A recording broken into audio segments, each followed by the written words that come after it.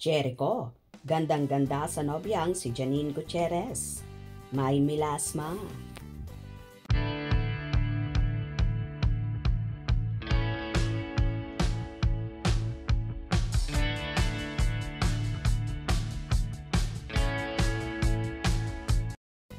Nagbahagi nga ang isa sa magaling na actress at kapamilya star na si Janine Gutierrez ng video ng ilang ganap sa bago niyang endorsement ang Nivea Luminous 630, kung saan kitang-kita naman sa dalaga ang pagiging glowing nito at young girl look.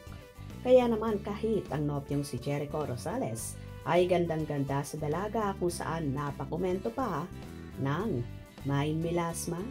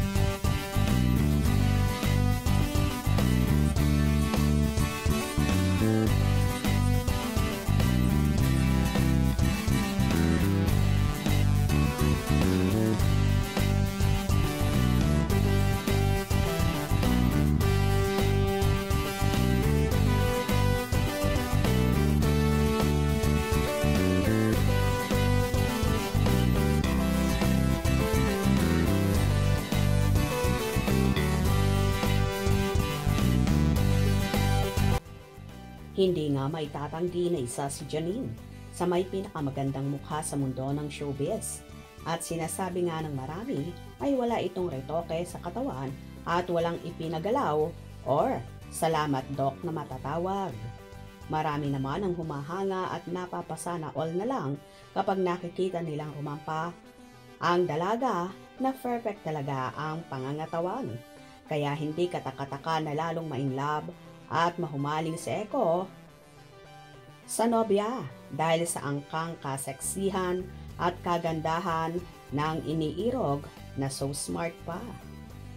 Kaya naman, napakaswerte ni Jericho na natagpuan niya ang isang Janine Gutierrez na walang kaarte-arte sa katawan, maalaga sa mga kapatid, pamilya at lalong higit, so humble pa na kahit marami nang napatunayan ay nananatiling mapagkumbaba pa rin at sobrang bait, lalo na sa mga fans.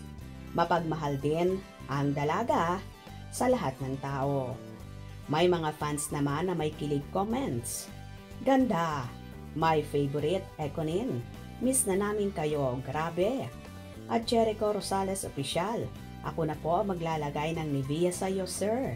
Busy po si ma'am. I love you. I really love your speaking voice, miss you, Nini.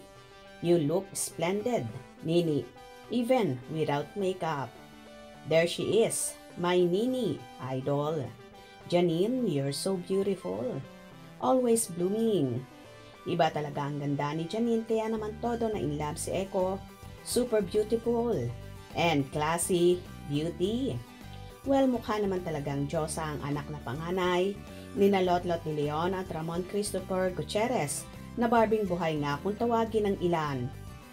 Kaya naman, congratulations Janine sa iyong mga endorsements at sana nga mas marami pang blessings ang dumating sa iyo, pati na rin kay Jericho. Kung nagustuhan nyo ang video na ito, comment down below.